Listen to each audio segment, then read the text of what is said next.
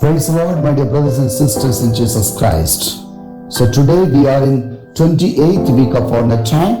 So today's gospel is taken from Luke chapter 11 verses 47 to 54. Today the Holy Catholic Church celebrates the feast of St. Theresa of Avila, who was a virgin, religious and a doctor of the church.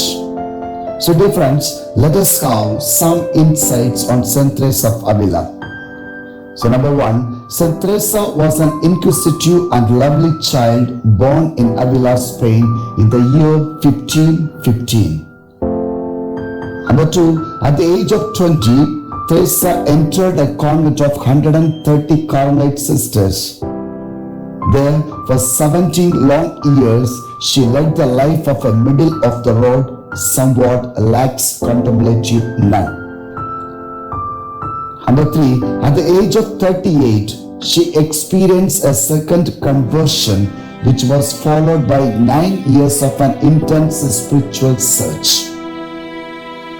Number four, for the next 20 years, she rededicated her life to God and to the church in her efforts to reform the Carmelite order of men and women, and personally founded 18 new monasteries of women with whom she shared a spirituality, insights and teaching on prayer.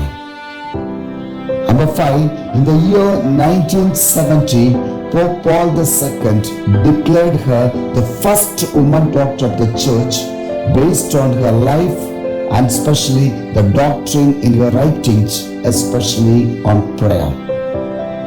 Number six, St. Theresa catches our attention when she refers to the stages of prayer as waters of prayer.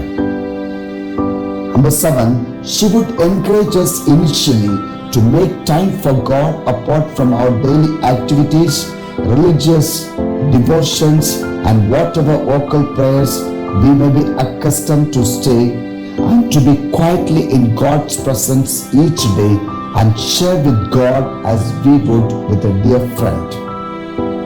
Number eight, Jesus had asked the Samaritan woman, especially to draw water from the well to quench his thirst. Here, St. Theresa was this example as the first means by which we are to quench our own thirst, our thirst for God. Number nine, St. Theresa compares the gentle rain that falls into a river as a soul and God that once mingled cannot be separated. Here there is interior peace.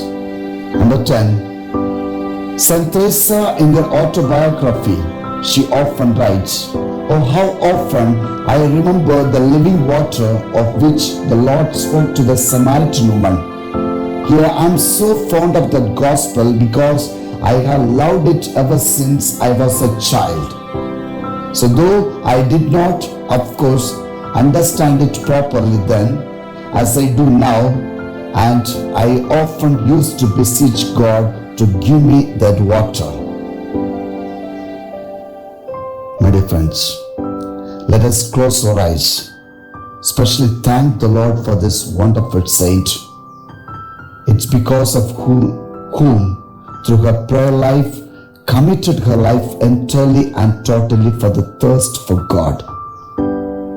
So let us have the same thirst for God.